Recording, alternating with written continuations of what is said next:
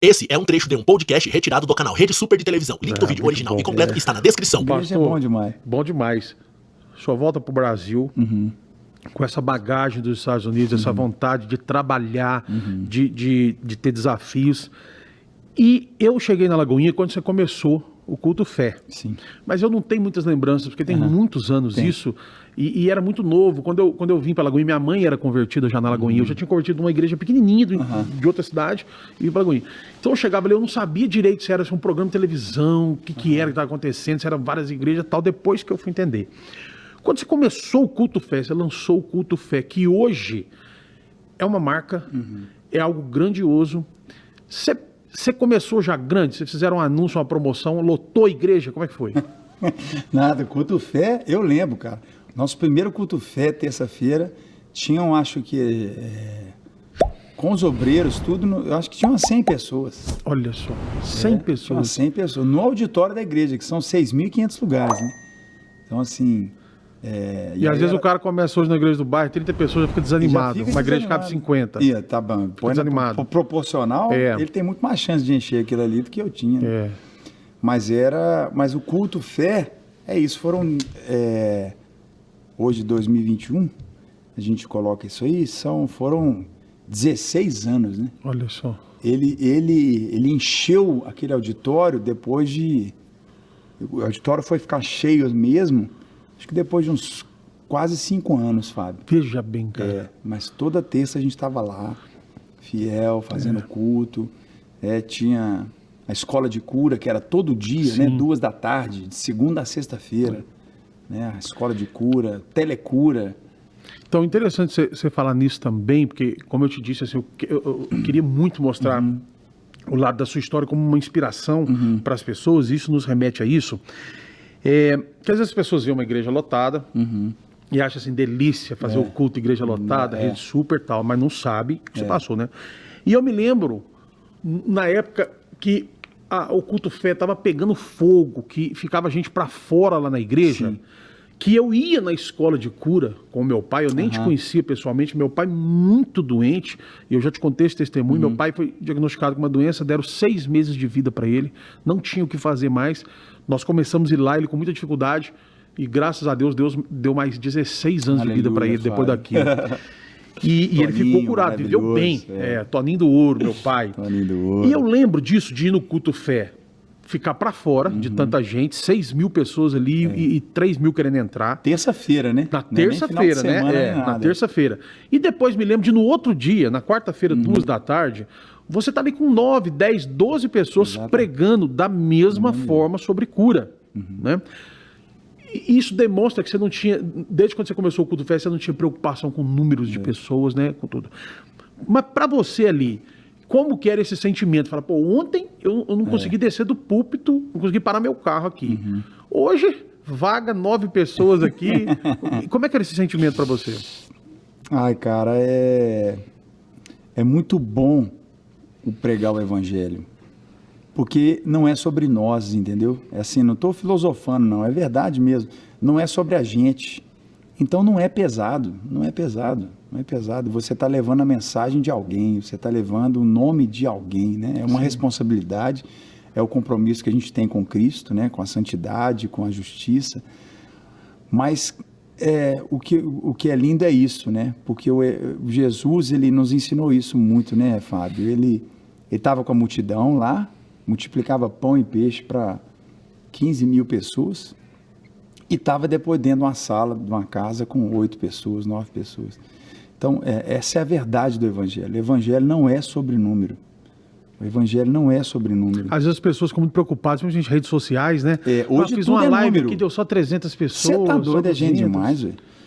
Não é sobre número. A gente não pode fazer aquilo que diz respeito à fé, à confiança em Deus, baseado nessas coisas, sabe? É muito errado fazer isso, sabe? Sim. E dali do culto fé surgiram isso, você desprezar milagres, o que Deus está te dando. Né? Muitos milagres, muita cura, muita experiência. Nasceu o carisma, seminário, tanta coisa, tudo não do culto tão grande, mas do pequenininho. Exatamente. E muitas ideias também, né, André? Muita ideia. A gente vê O meu primeiro disco nasceu desse o Mais Que Abundante, Mais né? Que Abundante, Gente, inspira as deixa eu músicas. contar pra você. Você viu que o Mais Que Abundante tem um coral ali com as vozes diferenciadas? Eu fiz parte Você daquele tava coral lá, lá, é mesmo? tava lá em cima, camisa preta, Mais Que Não é? Abundante, Robinho dando bronca em todo Não é? mundo. Ah, Fábio, e a bom gente fazendo demais. coral lá. Muito legal, Foi né, Fábio? lindo. Não esqueça, aquele disco marcou minha vida e a vida de muitas pessoas. Pastor, ali o senhor viu muitos testemunhos de cura, de milagres. Ali o senhor lançou o escudo da fé, que quebrou, saiu, de repente, vamos falar de produto, eu sei que as pessoas não gostam muito de usar esse nome, mas mas também. gente, um adesivo, foi uma das primeiras coisas que eu vi sair, eplodir das quatro paredes da igreja, virou marca de capacete, marca de chinelo, marca de sapato. Gente, teve um dia que eu me emocionei, entrar numa papelaria e ter caderno ali de várias coisas, vários artistas famosinhos da novelinha lá e tal, e o escudo da fé ali da Tilibra de várias cores e tal. André, você licenciou muitos produtos, né, com aquilo lá.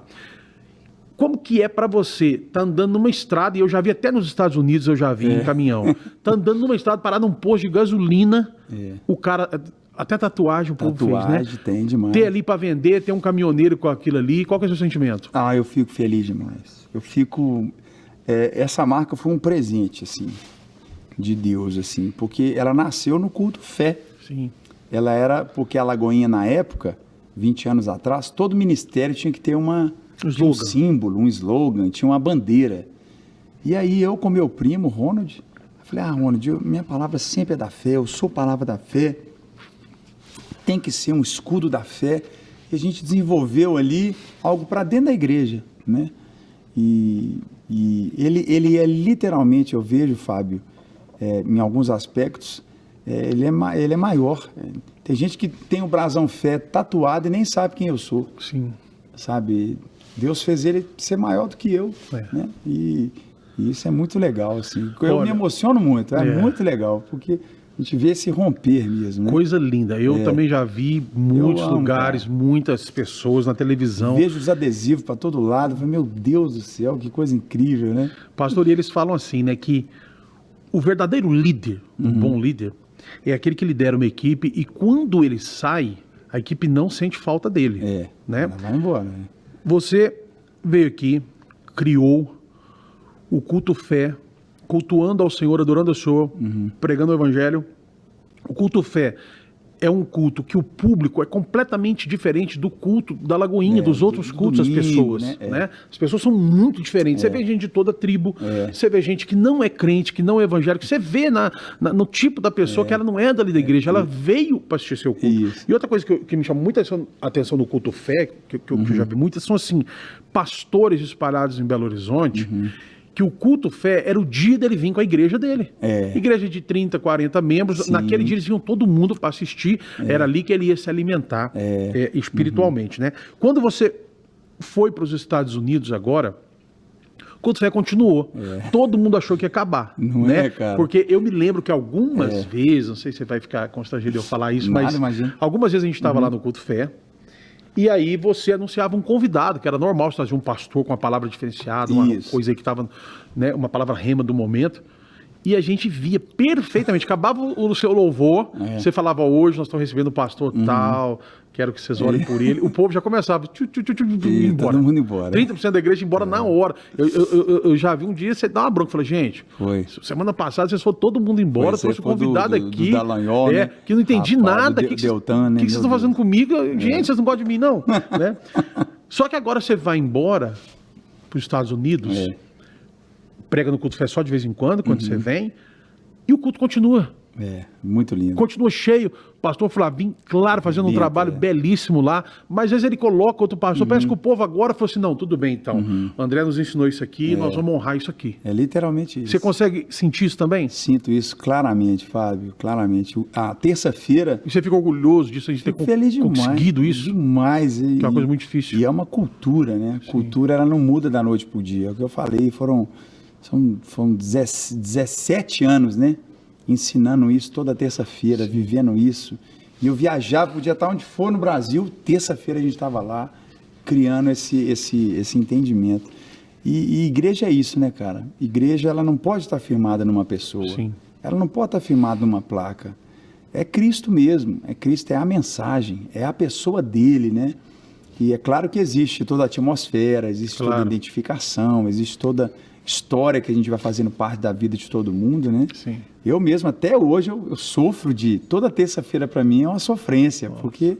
Eu, né, a vontade Você assiste de lá, dá uma espiada. Dou uma espiada, morro de saudade, fico emocionado. Legal. Mas são estações, né? Sim. A gente vive momentos, né? E ninguém pode achar que vai viver a mesma vida a vida inteira. Claro, claro. Isso é péssimo, né? Você tem que saber que Deus quer te fazer viver coisas novas, né? É um ciclo, né, André? É ciclo, cara.